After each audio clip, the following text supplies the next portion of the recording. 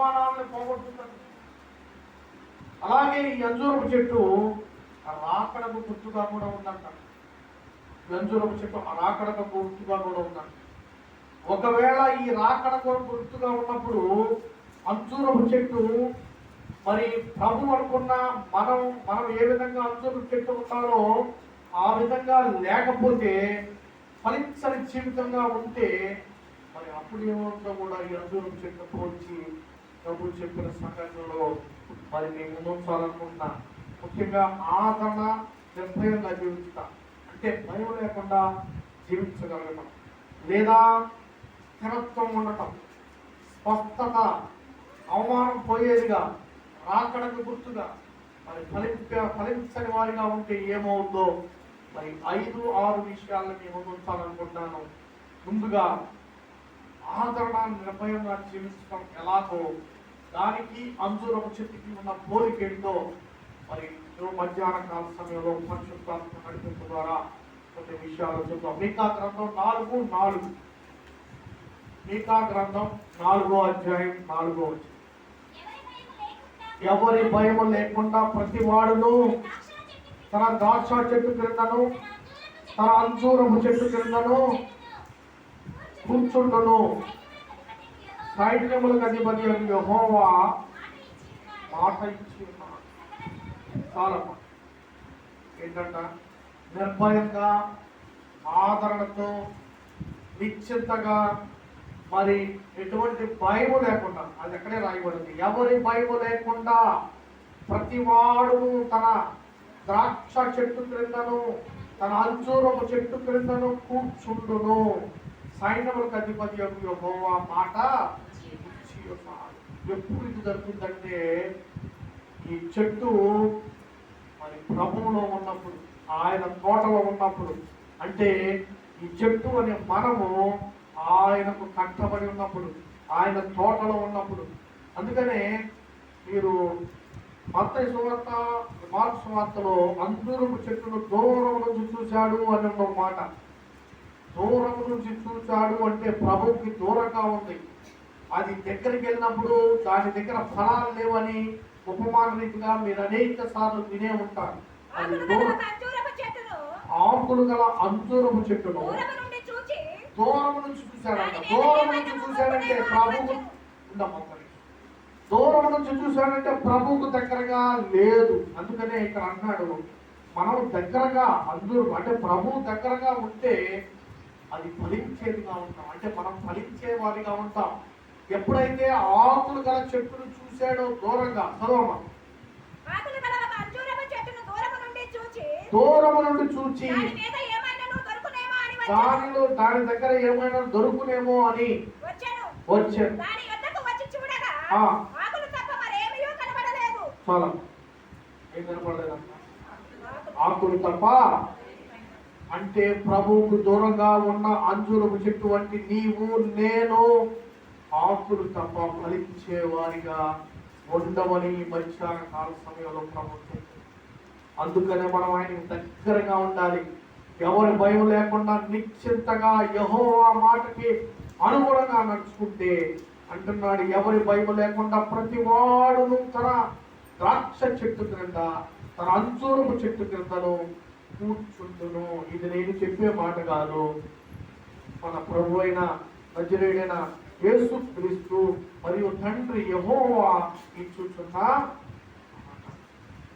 మరి మనము ఈ మధ్యాహ్న కాల సమయంలో అంజూర చెట్టుగా పోల్చబడుతున్న మనం ప్రభువుకు దగ్గరగా ఉన్నామా, దూరముగా ఉన్నామా, ఆయన తోటలో ఉన్నామా, మరి ఆకులు మాత్రమే ఉండి ఫలించే వారిగా లేకుండా ఉన్నామా? ఈ మధ్యాహ్న కాల సమయంలో ప్రభు అడుగుతున్న, నిన్ను నన్ను అడుగుతున్న ప్రశ్న సమాధానం చెప్పవలసిన వారమై ఉన్నాం. అలాగే ఈ ఆదరణ నిర్భయంగా జీవించడానికి 1వ రాజుల గ్రంథం 4:5 ఒక మాట చూడండి. 1వ రాజుల గ్రంథం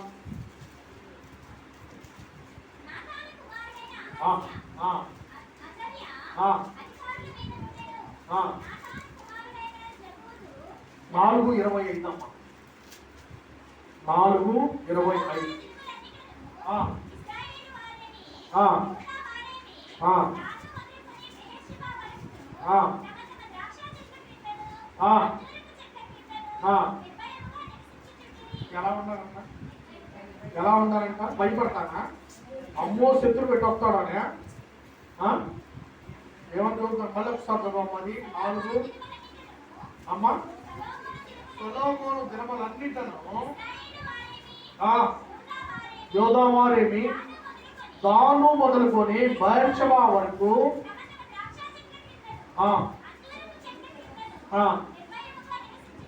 నిర్భయముగా నివసించుచున్నది.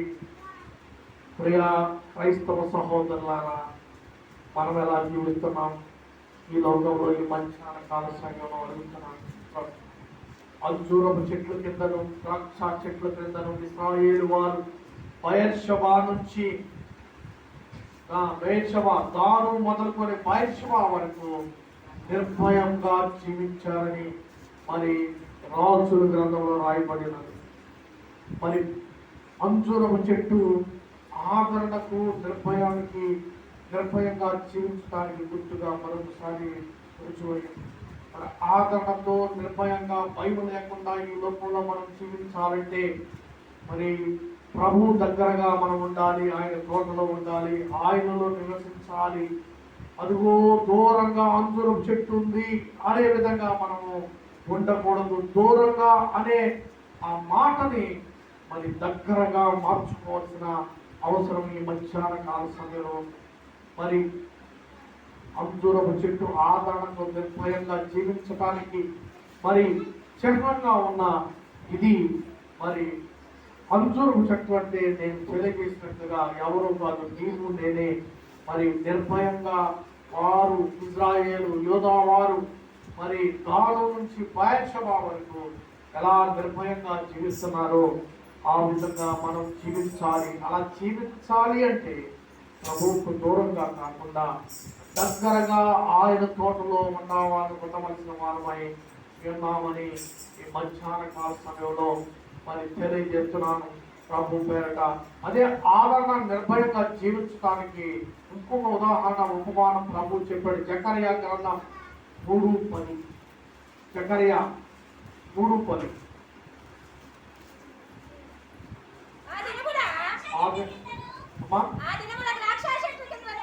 ఆ దినమున ద్రాక్ష చెట్టు కిందను అంజూరపు చెట్టు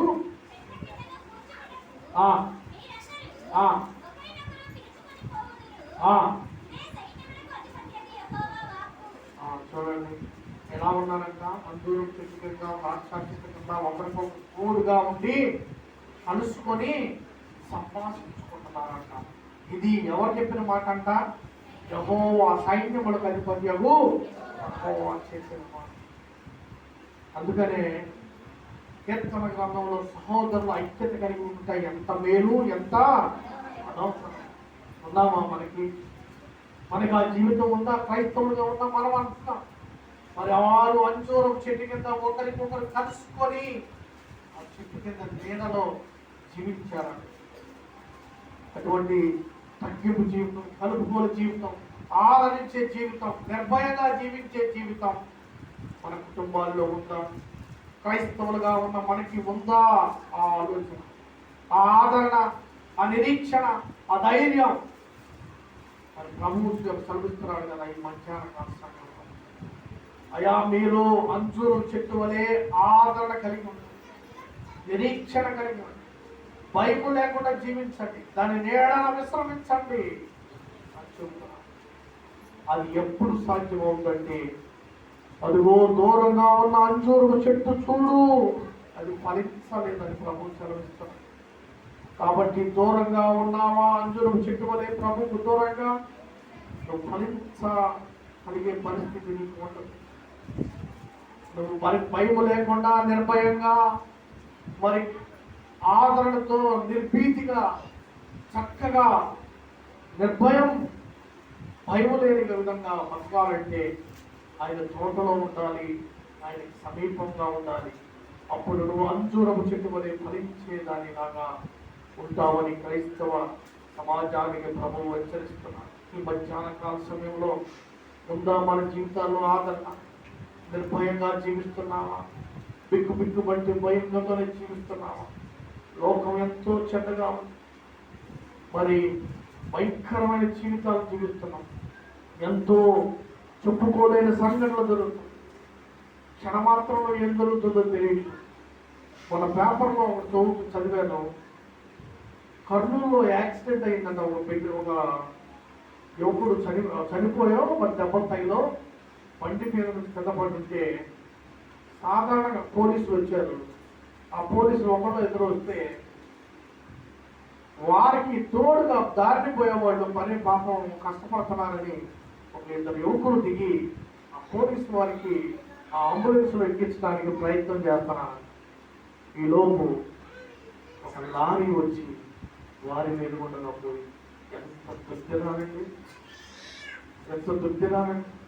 వారి దారిని వారు పోతే పోయేదేమో, మరి పుణ్యానికి పోయి అరే ఆపదలో ఉన్నారే, మనలాంటి సాటి మనిషే, కొంచెం సహాయం చేద్దామని మరి బండి దిగి ఇద్దరు యువకులు, నవ యువకులు మరి వారికి సహకరిద్దామని తోడ్పాటుకెళ్తే ఒక తాగి ఉన్న లారీ డ్రైవర్ వచ్చి వారి మీద ఏం పాపం చేశారు?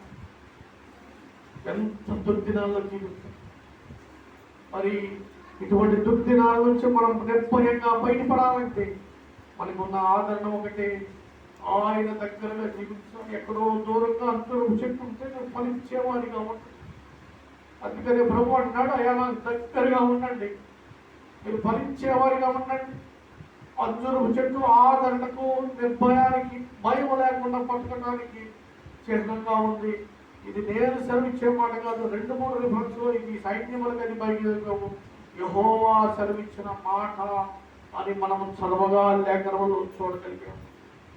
ప్రియ సహోదరి సహోదరుడు, మధ్యాహ్న కాల సమయంలో ఎంతో ఆసక్తితో దేవుని సన్నిధికి వచ్చిన నీవు, ఉపవాస దీక్ష ఆచరిస్తున్న నీవు, శరీరాన్ని తగ్గించుకున్న నీవు, శరీరాన్ని నలకొట్టుకున్న నీవు, తగ్గింపు జీవితంతో గోనె పట్ట చుట్టుకున్న నీవు ఉందా నీ గాని ఆదరణ?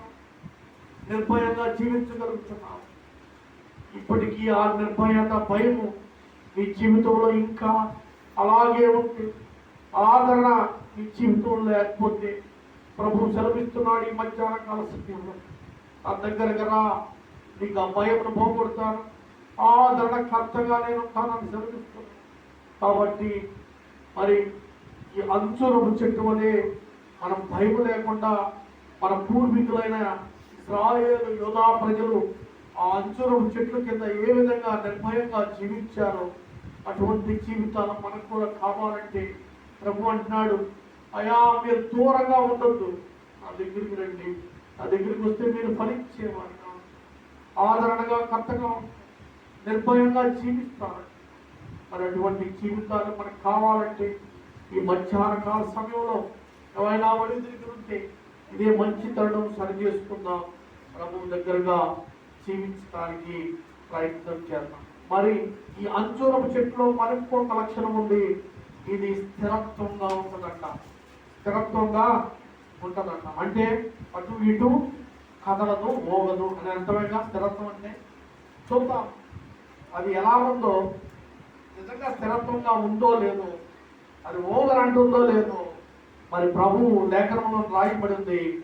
చూడండి, న్యాయాధిపతుల గ్రంథం 9:11 అంజూరపు చెట్టు చెట్ల మీద రాజు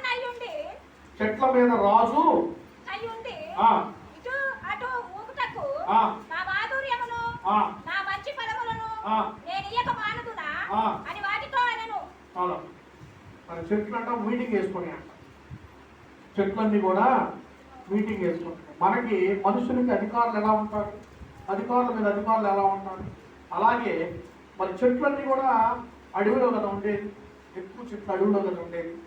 ఆ అడవిలో ఉన్న చెట్లలో అవన్నీ మీటింగ్ వేసుకొని మరి రాజుగా ఒకటి నిర్ణయించుకుందాం అనుకొని మరి అన్ని ఆలోచించి అంజూరపు చెట్టు దగ్గరికి వచ్చి, అమ్మ అంజూరపు చెట్టు నువ్వు మాకు రాజుగా ఉండన్నా. మనమైతే ఆహా ఎంత భాగ్యము, ఎత్తునట్టు కుర్చీ అంటాను ఏమంటే కానీ అంజూరపు చెట్టు అలా అల్ల ఏమన్నా చదువు ఒకసారి. చెట్ల మీద రాజునై ఉండటానికి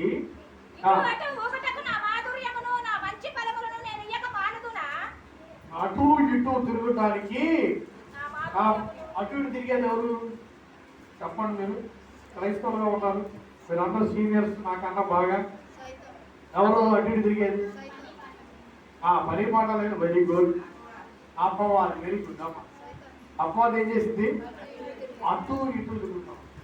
అందుకనే అంజూరపు చెట్టు అంటుంది, నన్ను రాజుగా ఉండమంటారు, బాగానే ఉంది. మీరు రాజుగా ఉంటే నేను మీకోసం అటు ఇటు తిరిగి నా మాధుర్యాన్ని, ఆ మంచి ఫలములను ఈక మారుగున. చూసారా ఎంత స్థిరత్వం ఉందండి అంజూరపు చెట్టుకి? రాజుగా మా చెట్లన్నీ కూడా వచ్చి మీటింగ్ పెట్టి అంజూరపు చెట్టు అన్నాక నువ్వే మా రాజు, నువ్వు రాజుగా ఉండంటే, నో నాకొద్దు, నేను రాజుగా ఉంటే అటు ఇటు తిరుగుతూ ఉండాలి. అలా ఉండటం మూలాన నా మాధుర్యాన్ని, నా మంచి ఫలాన్ని నేను ఈయక ఉందునా అని అంజూరపు చెట్టు అంత ఆధిపత్యం ఉన్న రాజును కూడా తిరస్కరించింది. అందుకనే మరి ప్రభువును కూడా మరి నజరేయుడైన యేసు క్రీస్తు సిలువకి వెళ్ళబోయే ముందు సాతాను 40 రోజులు ఉపవాస దీక్ష చేసినప్పుడు కూడా అలాగే మరి ఆయన శోధించింది.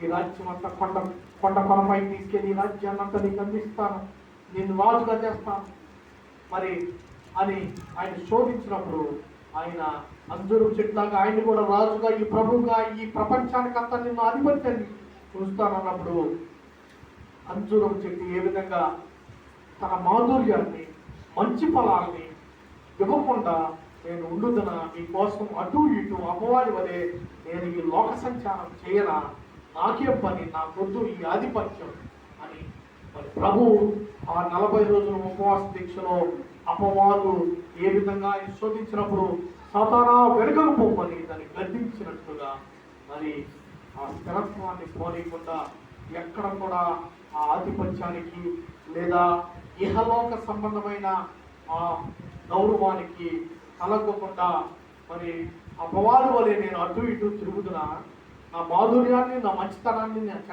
నేను నాకున్న మంచితనాన్ని నేను మీరు ఇచ్చే రాజు కిరీటం వల్ల పోగొట్టుకుంటున్నా, నాకు వద్దు అని తిరస్కరించిన సంఘటన మరి న్యాయాధిపతుల గ్రంథంలో చూసారా? మరి ఉందా కమిట్మెంట్? ఆ స్థిరత్వం మనలో ఉందా? ఏదన్నా ఒకటి కొంత మెట్టెక్కగానే ప్రభువును మర్చిపోతున్నాను, ఏదన్నా కొంత కలుసుకోవడం రాగానే నీ జీవితంలో ఒక్క మెట్టెక్కగానే ఆ స్థిరత్వాన్ని పోగొట్టుకొని అటు ఇటు తిరిగేవారిగా ఉంటున్నాను. మరి అంజూరపు చెట్టుకున్న గొప్పతనం, ఆ స్థిరత్వం. ఎంత రాజుగా ఉండవయ్యా నువ్వు అంజూరపు చెట్టు అన్నా కానీ నాకు ఉందయ్యా, నాకు మాధుర్యం, నేను ఇచ్చే మాధుర్యాన్ని మరి ఆ మంచి ఫలాల్ని నేను ఇవ్వకుండా మీకోసం పెత్తనం కోసం నేను అటు ఇటు తిరగనా అని తిరస్కరించిన విధానం మరి మనకు కనబడుతుంది. మన జీవిత విధానం కొద్దిపాటి ఆశ్చర్యంగా పోయి ప్రభువును దూరంగా పెడుతున్నాం. అపవాదు వలె ఇహలోకాన్ని ముందున్న మునుపు ఆ వేడిని వదిలేసి చల్లారిపోయి అటు ఇటు సాతాను వల్ల తిరుగుతున్నాం. అంజూరపు చెట్టుకున్న స్థిరత్వాన్ని పోగొట్టుకుంటున్నాం. ప్రియ సహోదరుడా, ప్రియ సహోదరి, ఈ మధ్యాహ్న కాల సంఘంలో ప్రభు అడుగుతున్నాడు, ఎలా ఉంది నీకు? యోహాను సువార్త 1:48 కూడా ఒక మాట చూడండి. అంజూరపు చెట్టు గురించి యోహాను సువార్త 1:48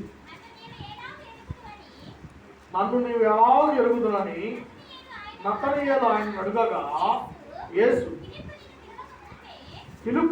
ఫిలిప్పు నిన్ను పిలవకముందే నీవు అంజూరపు చెట్టు క్రిందనప్పుడే నిన్ను చూస్తానని అతనితో చెప్పాను. చూసారా? అంటే అంజూరపు చెట్టును చూడండి ఎంత గొప్పతనం ఉందో. ఆ ప్రభు ఎప్పుడు చూశాడంట? అంజూరపు చెట్టు క్రింద ఉన్నప్పుడే చూశాడు. కారణం అంటే ఏంటంటే అంజూరపు చెట్టు క్రింద అంటే ఆయన నీడలో మనం విశ్రమించే వారిగా ఉంటే ఆయన కను దృష్టి మన మీద ఉంటుంది. ఇక్కడ అంటున్నాడు, అయ్యా నన్ను ఎప్పుడు చూసావు, నీవు నన్ను ఎలా ఎరుగుదు అని నతనాయేలు ఆయన అడుగగా, ఫిలిప్పు నిన్ను పిలవక మునిపే నీవు ఆ అంజూరం చెట్టు క్రింద ఉన్నప్పుడే నేను చూచుకునని ఆకలితో చెప్పు. మరి అందుకనే నతనాయేలు ఎందుకు అంటున్నాడు చూసారా, బోధకుడా నువ్వు దేవుడు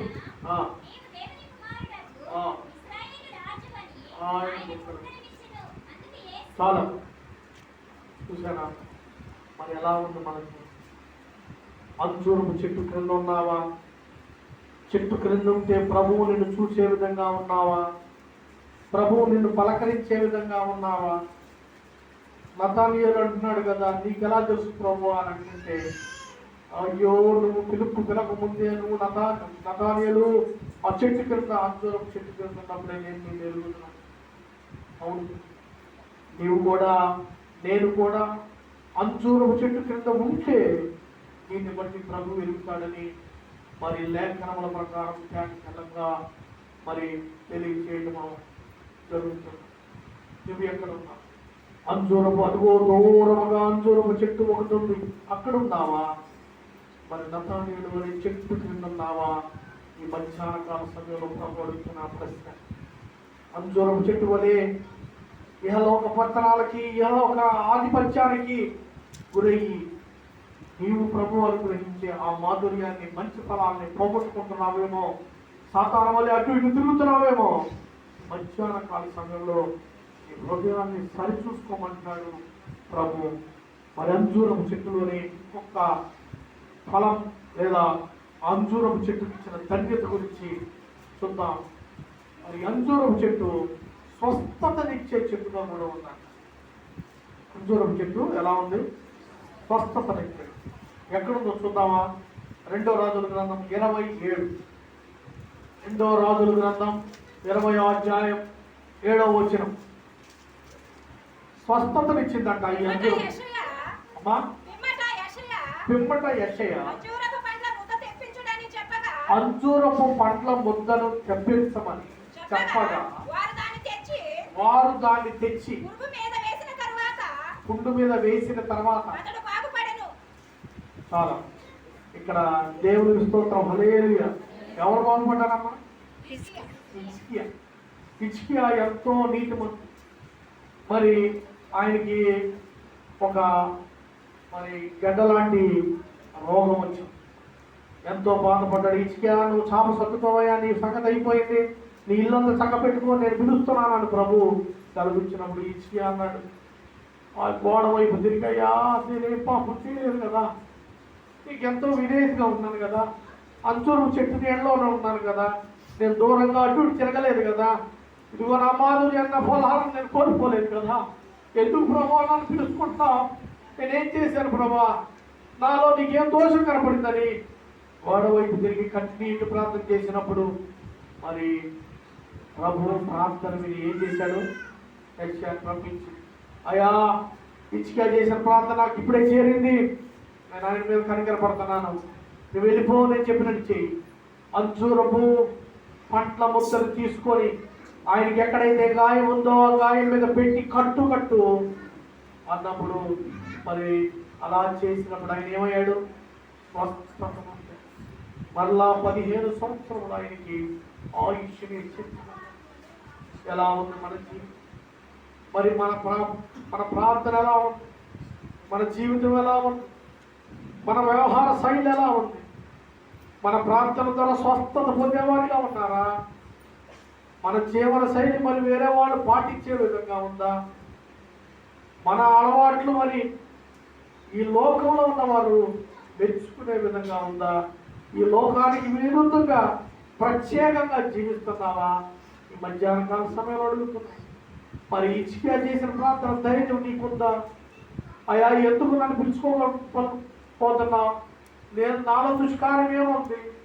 నేను నీ చెట్టు నీడలోనే, అంజూరపు చెట్టు నీడలోనే ఉన్నాను కదా, అటు ఇటు తిరగలేదు కదా, నా మాధుర్యాన్ని మంచి ఫలాన్ని నేను పోగొట్టుకోలేదు కదా, మరి రాజుగా నన్ను నియమించినా కానీ నేను ఆశపడి వెళ్ళలేదు కదా, ఎందుకు నన్ను పిలుచుకుంటున్నావు అని ప్రభువును అడిగి ప్రశ్నించే ధైర్యం నీలో ఉందా?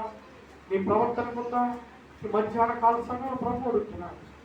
మరి హిజ్కియా మరి అంచూరపు ఆ పండ్ల ముద్దలు తీసుకొని తన గాయం మీద యెషయా పెట్టి ఖర్చు పెట్టినప్పుడు వెంటనే స్వస్థత పొందాడని మరి 2 రాజుల గ్రంథంలో తెలియజేస్తున్నారు. ఈ లేఖనముల ప్రకారం ఎలా ఉంది మనకి? అంజూరం చెట్టు వలె ఆ నీడలో మరి మన ప్రార్థన, మన వ్యవహార శైలి, మన ప్రవర్తన, మన జీవన విధానం స్వస్థపరిచే వారి విధంగా ఉంటాడు. నీ ప్రార్థన వల్ల స్వస్థపడే వారిగా ఉన్నాడు. నీ ప్రవర్తన ఎలా ఉంది? మరి నీ జీవితం ఎలా ఉంది? పేరుకి నామకాత క్రైస్తవులుగా జీవిస్తున్నామేమో. ఇంకా ఎన్నాళ్ళు క్రైస్తవులు అనే ముద్ర వేసుకొని జీవిస్తాం. ఇంకా ఎన్నాళ్ళు అలా దూరంగా ప్రభువుకు దూరంగా ఉండి అదుగో దూరంలో మంచూరు చెట్టు ఆకులు మాత్రమే ఉన్నాయి, ఫలాలు లేవని ప్రభువు సెలవిస్తున్నాడు. నతానేలు అన్నట్టు నువ్వు చెట్టు కింద ఉన్నప్పుడు, అంజూరు చెట్టు కింద ఉన్నప్పుడే నేను చూశాననే సాక్ష్యాన్ని నువ్వు కలిగి ఉన్నావు. అటువంటి సాక్ష్యాన్ని కలిగి ఉంటే మంచిది. అటువంటి సాక్ష్యాన్ని ప్రభు కోరుకుంటాడు. మరి అటువంటి జీవితం నా జీవితంలో రావాలని ప్రభువుని అడుగుదాం. మరి అలాగే ఈ అంజూరపు చెట్టుకి ఇంకో గొప్పతనం కూడా ఉందంట. ఆ గొప్పతనం ఏంటంటే ఈ అంజూరపు చెట్టు అవమానాన్ని పోగొడుతుందంట. ఏం చేస్తుంది? అవమానాన్ని పోగొడుతుంది. ఎక్కడుందో చూద్దామా? అవమానం ఎలా పోయిందో, ఎందుకు అవమానం వచ్చింది, ఎందుకు అవమానం పోయిందో చూద్దామా? ఆదికాండం 3:7. ఆదికాండం 3:7 అవమానం పోగొట్టడానికి అంజూరపు చెట్టు ఏ విధంగా ఉపయోగపడుతుంది? అమ్మా ఎవరా ఇద్దరు? అవ్వ తెరవబడేది. వాళ్ళు ఏమనుకున్నారంట? అయ్యో వస్త్రాలు లేవు, దిగంబరులు అని సిగ్గు వచ్చేసినారు. అప్పుడు ఏం చేసుకున్నారు? అంజూరపు ఆకులు కుట్టి అంటే దుస్తులుగా, కట్టడం అంటే దుస్తులుగా అర్థం పెట్టుకున్నారు. అంటే దేవుడు చెప్పిన మాట వినలేదు, పాపానికి గురైపోయారు, అవమానానికి లోనైపోయారు, సిగ్గు వచ్చేసింది. నవ్వుతారేమో, నవ్వులు పాలైపోతామేమోనని కన్నులు తెరవబడి దిగంబరులుగా కనబడిపోయారు. సిగ్గు చేసింది, పాపం కమ్మింది. వెంటనే దేన్ని ఆశ్రయించారు? అంజూరపు ఆకులను. అంజూరపు ఆకులు చాలా పెద్దగా ఉన్నాయంట. ఈ సందర్భంగా మీకు నేను మనవి చేసేది ఏంటంటే, జీవితంలో నాకు పెద్దగా ఆస్తులు ఏమి లేవు కానీ చనిపోయే లోపు ఒక్కసారైనా ఆ ప్రభువు నడిచిన ఇజ్రాయేల్ ప్రాంతాన్ని దర్శించాలని ఎప్పటి నుంచో బలమైన కోరిక. మరి ఆ ప్రభువు మరి ఆ కోరికను సిద్ధింపజేసే విధంగా వీళ్ళందరూ కూడా ఆ ప్రభువు నడిచిన ఆ నడకలో, ఆ దారులు మరి ఎన్నో సంవత్సరాలు అయినప్పటికీ మరి కన్నులారా అవి ఆ దృశ్యాన్ని నా హృదయం భద్రం చేసుకోవాలని ఎప్పటి నుంచో కోరిక. మరి అటువంటి భాగ్యం ప్రభు కలుగు చేయాలని అనుదిన ప్రాంతంలో మరి గుర్తు చేసుకుంటారని మరి ప్రభు పేరు మనం చేస్తున్నాం. ఇక్కడ మరి వాక్యంలోకి వస్తే మరి కన్నులు తెరవబడ్డాయంట. మన అవమానం వచ్చేసి సిగ్గుపడిపోయాం. వెంటనే వస్త్రం లేవని దిగంబరులని వారికి అర్థమైపోయి వెంటనే ఆ అంజూరము, అప్పుడు దాకా ఎక్కడ ఉంటుంటారు? బహుశా అంజూరం చెట్టు కిందే ఉంటుంటారు. మన ప్రభు అంజూరం చెట్టు కిందే ఉండండి, మీకు పెద్ద పెద్ద ఆకులు నీడగా ఉన్నాయి అని చెప్పుంటాడేమో. ఇది ఎప్పుడైతే ఆ తినకూడని తనం తిని తప్పు చేసి పాపము చేసి అవమానకరమైన బాధలు తెచ్చుకున్నారో వెంటనే దిగంబరులైపోయి అవమానాన్ని తెచ్చుకున్నారంట. ఆ అవమానాన్ని పోగొట్టుకోవడానికి ఏం చేసుకున్నారు? అంజూరపు ఆకులు కచ్చడములుగా ధరించుకున్నారు. మరి అటువంటి మనకు కూడా అవమానకరమైన పరిస్థితులు ఇప్పుడు వస్తాయి. మరి అటువంటిప్పుడు మరి ప్రభు ఆ అంజూరపు నీడలో ఉన్నప్పుడు మనకు కూడా ఆ కచ్చడముల లాంటి అవమానకరమైన పరిస్థితుల్ని మరుగు చేయడానికి ప్రభు తోడుగా ఉంటాడు. ఎప్పుడైతే నతానయేలు అంజూరం చెట్టు నీడలో ఉన్నాడో అటువంటి పరిస్థితుల్లో మనం ఉన్నప్పుడు దూరంగా కాకుండా దగ్గరగా ఉన్నప్పుడు ఆయన మన అవమానాలను కొట్టివేసే విధంగా ఉంటాడు. మరి అలాంటి అవమానకరమైన సంఘటన, మరి చనిపోవలసిన సంఘటన వచ్చి అంజూరపు చెట్టు ఫలాలు ఏ విధంగా పనిచేసినాయో చూద్దాం. 1వ సమూయేలు గ్రంథం 25వ అధ్యాయం 18వ వచనం. అక్కడ నాబాలు అబీగయీలు అనే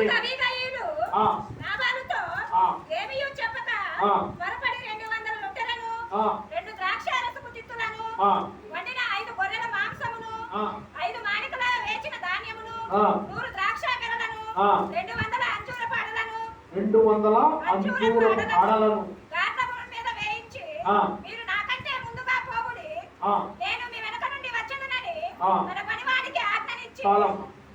ఇక్కడ చాలా సార్లు వినే ఉంటారు, అబీగయీలు నాబాలు అనే 2 భార్యాభర్తలు ఉంటారు.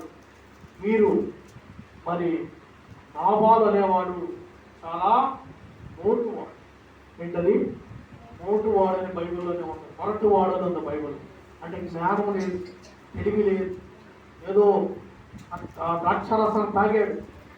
మరి అప్పుడు దాకా వాళ్ళ గొర్రెల మందకి కాపలాగా ఉన్న దానియేలు అన్నాడు, ఎవడా విషయ కుమారుడు ఎవడు అని ఇష్టం వచ్చినట్టు మాట్లాడుతున్నప్పుడు దావీదు అత్యాగ్రహుడై నాబాలుని చంపడానికి మరి బయలుదేరి వచ్చినప్పుడు అబీగయీలు ఎంతో తెలివిగలది.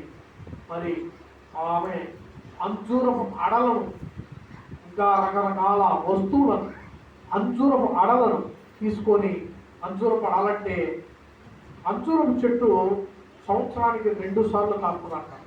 ఒకటి ఆగస్టు సెప్టెంబర్ మాసంలో. దీన్ని ప్రథమ ఫలంగా భావిస్తారంట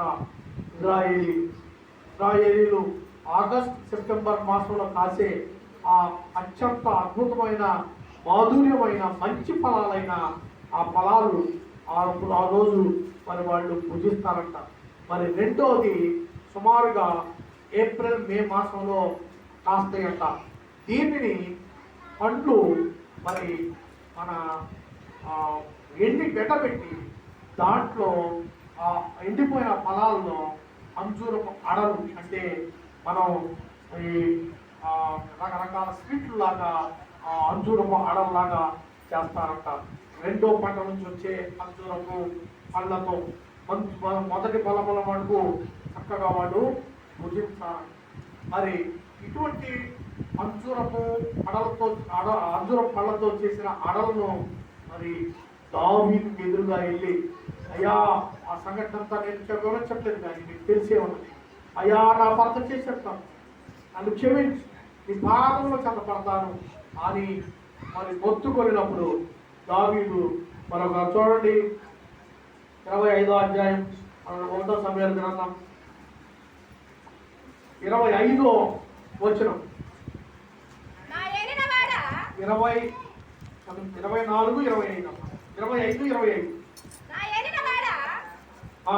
దుష్టుడైన ఈ నాబాలును లక్ష్యపెట్టవద్దు, అతని పేరు అతని గుణములను సూచించుచున్నది. 25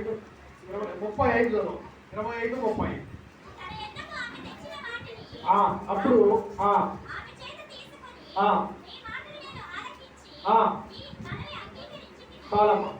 దావీదు కోపం చల్లారింది. అబీగయీలు బదులాంటి విధానం ఆయన నచ్చింది. ఆయన తీసుకున్న అంజూరపు అడలు తీసుకొని చూడండి అక్కడ అదే అధ్యాయం కింద 39లో చివరి భాగం చదవండమ్మా. నాబాలు చనిపోయిన దావీదు కింద నాబాలు వల్ల నేను పొందిన అవమానము తీర్చని యెహోవా స్తోత్రము కలుగును. దీన్ని బట్టి మనకి చాలా, దీన్ని బట్టి అబీగయీలుకి రావాల్సిన అవమానం, తన భర్త చెప్పాల్సిన అవమానం, మరి తను తీసుకెళ్ళిన విధానము, ఆ తీసుకెళ్ళిన వస్తువుల్లో అంజూరపు అడలు, మరి మిగిలిన ప్రభు కనికరం ఉంది, అది వేరే విషయం. దానితో పాటుగా మరి అంజూరపు అడలు, ద్రాక్షారసము, మరి సమృద్ధి అయిన ఆహారం చూసి అప్పటికే ఆకలికి ఉన్న దావీదు, ఎన్నో రోజులుగా ఆకలికి ఉన్న దావీదు మరి తనతో ఉన్న ఆ సైనికులందరూ కూడా మరి అబీగైలు చేసిన ప్రార్థనకి, ఆ విజ్ఞాపనకి, తను తీసుకొచ్చిన వస్తువులకి మరి అబీగైలు జరగాల్సిన అవమానం నుంచి తప్పించి మరి అబీగైలు నాబాల్ని రక్షించడం జరిగింది.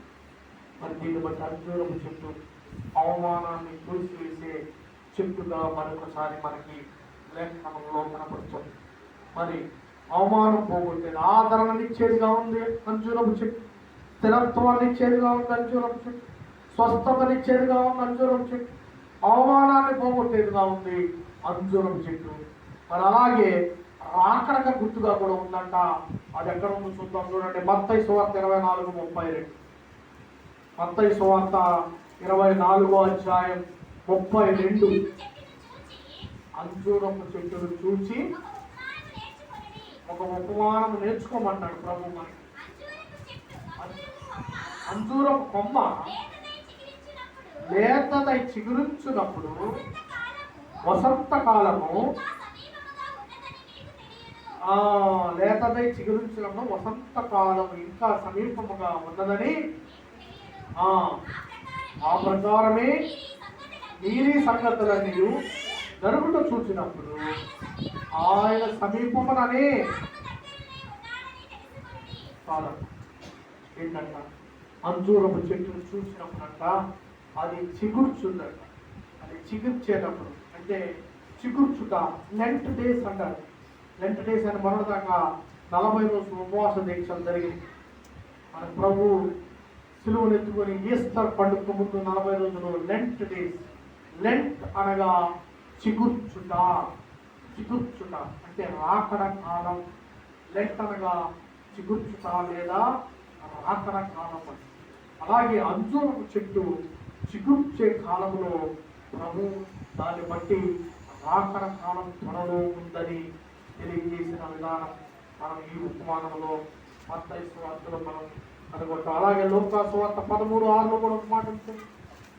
లూకా సువార్త 13:6. మరి ఆయన వారితో ఉపమానము చెప్పెను. ఒక మనిషిని ద్రాక్ష తోటలో అంజూరపు చెట్టు ఒకటి నాటబడి ఉండెను. అతడు దాని పండ్లు వెనక వచ్చినప్పుడు ఏమీ దొరకలేదు. కనుక అతడు, ఇదిగో 3 ఏళ్ల నుండి నేను ఈ అంజూరపు చెట్టున పండ్లు వెనక వచ్చుచున్నాను గాని ఏమీ దొరకలేదు. దీనిని నరికివేయుము, దీని వలన ఈ భూమి ఏల వ్యర్థమైపోవాలని ద్రాక్ష తోట వారితో చెప్పాను. అయితే వాడు, అయ్యా, నేను దాని చుట్టూ త్రవ్వి ఎరువు వేయమంటుకు ఈ సంవత్సరము కూడా ఉండనిమ్ము, అది ఫలించినా సరే లేని ఎడల నరికి వేయమని అతనితో చెప్పాను. మన జీవితం ఇప్పుడు సేమ్ ఎలా ఉంది? మన జీవితం ఎలా ఉంది? ఇప్పుడు అడుగుతున్నాడు ప్రభు, అంజూరపు చెట్టులో ఫలించే వారిగా ఉంటే సరే, ఆయన రాకడలో ఎత్తబడేవారిగా. ఫలించని చెట్టు అయితే ఇప్పుడే నరికివేయమని చెప్తాం. మన రక్షకుడును మన ప్రభు యేసుక్రీస్తు నీకు నాకు మధ్యవర్తిగా ఉండి, అయ్యా బతిమలాడుతున్నాను, ఇంకొకసారి చూడయ్యా, 1 సంవత్సరం పాటు ఎరువు వేస్తాను, పాలి చేస్తాను, నీళ్లు ఇస్తాను, మరి ఫలించిందేమో ఇంకొక సంవత్సరం చూద్దామని ప్రభుకి తండ్రికి మధ్య అడ్డంపడి నిన్ను కొట్టివేయకుండా ఈ మధ్యాహ్న కాల సమయంలో తోటమాలిగా ఉన్న ఆయన నీకోసం అడ్డపడుతున్నాడు. ఇంకా తను చెప్తే తోటమాలి కూడా ఏమి చేయగలిగిన పరిస్థితులు, కొట్టివేయట పడతాం తప్పితే మరి ఫలించేవారిగా ఉండాలని ఈ మధ్యాహ్న కాల సమయంలో మరి ప్రభు అడుగుతున్నాడు. దూరంగా ఉండి ఆకులు మాత్రమే ఉంటే అంజూరం చెట్టు వలె ఉంటే ఇంకా ఎంత మాత్రము ప్రభు కనికరించే పరిస్థితి లేదు. తండ్రి ఇప్పటికీ కొట్టివేయమన్నారు. అయినప్పటికీ నజరేయుడైన ప్రభు కుమారుడు మన తండ్రి నీకు నాకు అడ్డుగా ఉండి, అయ్యా 1 సంవత్సరం కొంత సమయం ఇవ్వమని నీ పక్షంలో నా పక్షంలో ఇంకా నిర్లక్ష్యం చేస్తూనే ఉంటాము. ప్రియ క్రైస్తవ సహోదరు, ఇలాగే క్రైస్తవం చేస్తే నీ ఆత్మనిత్య నరకంలో పోవటం మంచిది. ఇప్పుడైనప్పటికీ ప్రభు మాట చెవిని బట్టి ఆయన నీడలో నివసించే, అంజూరపు నీడలో నివసించే నిర్భయంగా ఆదరణగా, స్వస్థతనిచ్చేదిగా, మరి రాకడకు చిహ్నంగా ఉన్నదిగా ఆ అంజూరపు నీడలో నివసించే వారిగా ఉండాలని మరి ప్రభువు వేడుకున్న విధంగా ఆయన ఇచ్చిన టైంలోనే మనం ఆయన వైపు తిరగాలని మరి ప్రభు ఈ మధ్యాహ్న కాల సమయంలో మరి నీ జీవితం ఎలా ఉంది ఒకసారి నీకు నువ్వేపై ప్రశ్నించు. మరి అలాగే ఈ ఫలించని జీవితం ఏమవుతో చూద్దాం. ఆఖరిగా మరి ప్రభు రాకడ గురించి చెప్పాడు. అయ్యా ప్రభు వేడుకుంటున్నాడు, అయ్యా కొంత సమయం అయ్యా నా ప్రజలకి మార్పు పొందుతానని అడుగుతున్నాడు. ఇంకా తాత్సర్యం చేస్తే, ఇంకా అలాగే నీవు ఆ సమయాన్ని వృధా చేస్తే, ఆ ఫలించకుండా అంజూరం చెట్టు వలె అలాగే ఉంటే ఏం జరుగుతుందో 2-3 చూపించి నా వాక్యాన్ని ముగించబోతున్నా. మీకా గ్రంథం 7:1. మీకా గ్రంథం ఫలించకుండా నీవు ఇలాగే వేసవి కాలం పండ్లను ఏరుకొనిన తర్వాత, ద్రాక్ష పండ్లకు పరిగి ఏరుకున్న తర్వాత ఎలాగుండును నా స్థితి అలాగే. అది మన పరిస్థితి. మీరు చూసే ఉంటారు. వ్యవసాయం అంతా మీకు ఐడియా ఉంది. ఎండాకాలంలో 2 పంటలు అయిపోయినాక మగాళ్ళు ఏ విధంగా బీడు భూములుగా ఉంటాయో అలా ఉంటుందంట పరిస్థితి. ద్రాక్ష పండ్ల గెల ఒకటి లేకపోయాను, నా ప్రాణములకు ఇష్టమైన అంజూరపు పండ్లు ఒకటైనాను. ప్రభు అడుగుతున్నాడు, నీ దగ్గర ప్రభుకి ఇష్టమైన ఒక్క అంజూరపు పండు అయినా ఉందా? లేకపోతే ఆ ఎండాకాలం వేసవి కాలం పీడు భూమిలాగా మీ జీవితాన్ని మార్చబోతున్నాడు. ప్రియ సహోదరి, అది ఎంతో ఘోరమైన పరిస్థితి. అటువంటి పరిస్థితి ఘోరం. ఇవాళే నేను వాక్యంలో చదివిన మార్కు సువార్త చూడండి ఒకసారి. ఈరోజు చదివిన మార్కు సువార్త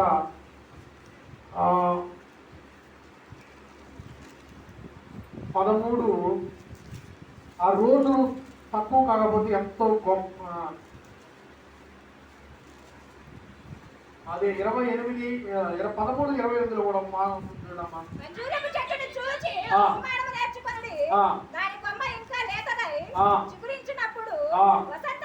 ఇక్కడ కూడా మత్తయి సువార్తలో ఏమైతే వచనాలు రాశాడో దేవుడు మార్కు గారి చేత కూడా అదే వచనాలు. ఎప్పుడైతే చిగుర్చు కాలం వచ్చిందో ప్రభు రాకడ కాలం సమీపమై ఉండాలని తెలియదు. చదవమ్మా. వసంత కాలము సమీపముగా ఉన్నదని మీకు తెలియను. ఆ ప్రకారమే మీరు ఈ సంగతులు జరుగుట చూచినప్పుడు ఆయన సమీపముననే ద్వారము దగ్గరనే ఉన్నాడని తెలుసుకొనుడి.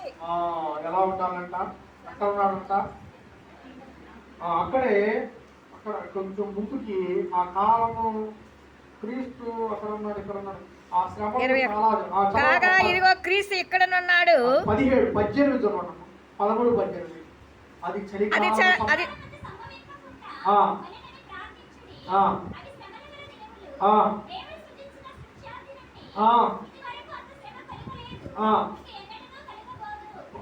ఎట్లా ఉన్నాయంట శ్రమలు?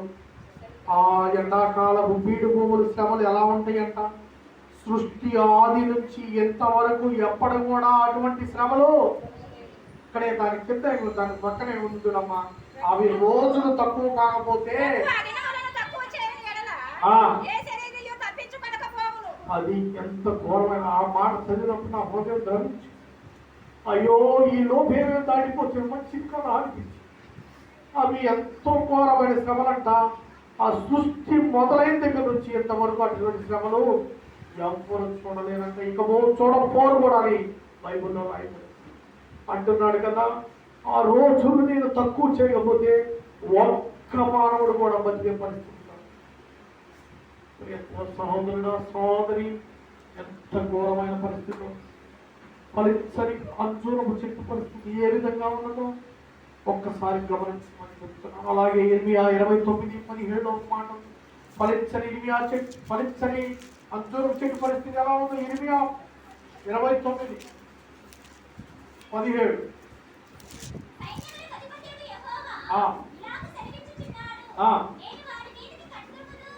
ఏం చేస్తాడంట?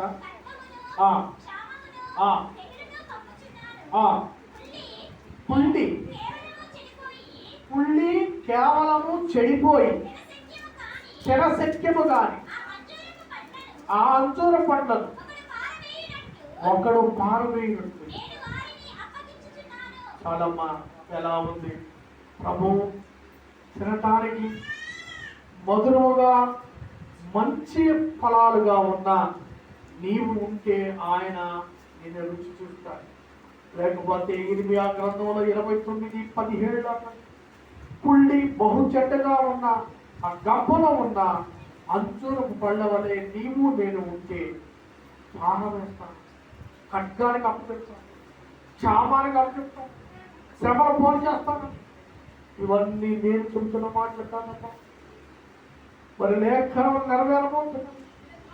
ఇవన్నీ కూడా జరగబోతున్నాయి. ఎప్పటికైనా ఈ మధ్యాహ్న కాల సమయంలో ఈ బొగ్గుమార్ని చదువుకుంటున్న నీవు నేను సరి చూస్తాను. ఫలించని అంజూరం చెట్ల వలె ఉండమా, కుళ్ళిపోయిన అంజూరం చెట్ల వలె ఉండమా, గంపలో పనికిరాని కుళ్ళిపోయిన పనికిరాని చెడు అంజూరపు పండు వలె ఉంటే ఆ గంపని విసిరిపార చామానికి ఖడ్గానికి అప్పచెప్తాను. ఆ ప్రభు కోపానికి గురి కావద్దని నజరేయుడైన యేసు నామములో మిమ్మల్ని జ్ఞాపకం.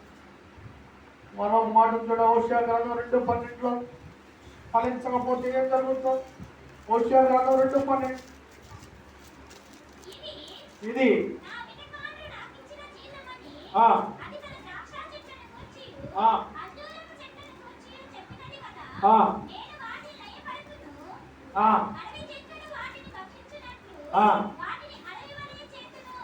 ఏం చేస్తారంటే అంజూరం చెట్టు ద్రాక్ష చెట్లు సరిగ్గా ఫలించకపోతే అడవి మృగాలకేను అడవి జంతువులకనుకో ఆహారంగా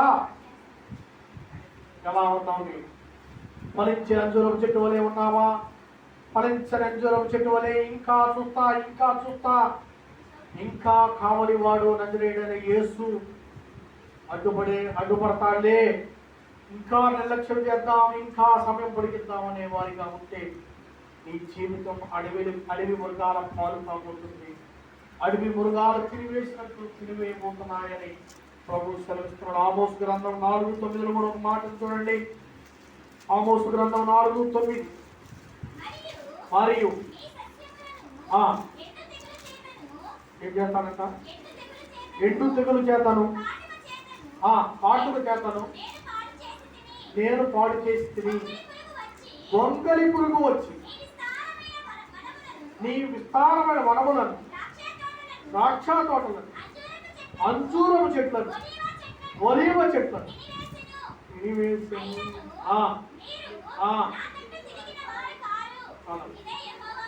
కాలం ఇంకా ఎంత కాలం? అనేక సార్లు నీకు చెప్పా, అడ్డుపడ్డా, మరి ఇంకా చూస్తా తాత్సారం చేస్తున్నా, ఇక సమయం లేదమ్మా అంటున్నాడు కదా. నీ ఫలాలన్నింటి కాటుకు వేస్తా, వాటిని అభివృద్ధి తెగులు చేత నాశనం చేస్తా, గొంగళి పురుగు వచ్చి అవి మొత్తం అంజూరం చెట్లు ఉన్న ఫలాలన్నింటినీ కూడా తినివేస్తాను. అటువంటి పరిస్థితిలో తెచ్చుకుంటావా ప్రియ సహోదరుడా సహోదరి? ఇంకా ఫలించకుండా ఆ కుళ్ళిన గంపలో ఎత్తబడిన కుళ్ళిన అంజూరపు పండు అనే పారవేయటానికి రెడీగా ఉన్నావా? ఈ మధ్యాహ్న కాల సమయంలో యోచించుకో. ఆఖరిగా ఇర్మియా 8:3 8:13 ద్రాక్ష చెట్టున ఫలములు లేకుండునట్లును అంజూరపు చెట్టున అంజూరపు పండ్లు లేకుండునట్లును ఆకులు వాడిపోవునట్లును నేను వారిని కొట్టిగా ఇచ్చున్నాను. ఇక చివరి మాట ఏం చేస్తాడంట? ఇంకా నిర్లక్ష్యం చేసి, ఇంకా తోటమాలి యజమాని ఆ తోటమాలి మాట నిర్లక్ష్యం చేసి, ఇంకా ముందుకు ఈ లోకంలో ఇలాగే సాగిపో, ఇంకా ప్రభు సమయం ఇస్తాడని నువ్వు నిర్లక్ష్యంగా ఉంటే చదవమ్మా. ఇప్పుడు ద్రాక్ష చెట్టున ఫలములు లేకుండునట్లును అంజూరపు చెట్టున అంజూరపు పండ్లు లేకుండునట్లును ఆకులు వాడిపోవునట్లును నేను వారిని కొట్టిగా ఇచ్చున్నాను. ఇక చెట్టు అనే దాన్ని లేకుండా కొట్టివేస్తాను. ప్రభు అంటాడు, ఒక మాటలో చెప్పాలంటే నిన్ను మరణానికి అప్పగిస్తాను. మరి అంధకారానికి, మరి గాఢాంధకారానికి, మరి నిత్య అగ్నికి అప్పచెప్తాను. ఈ మధ్యాహ్న కాల సమయంలో నా మాటలు ప్రభువు చెప్పమన్న మాటలు చెప్పాను. నా మాటలు ముగించము.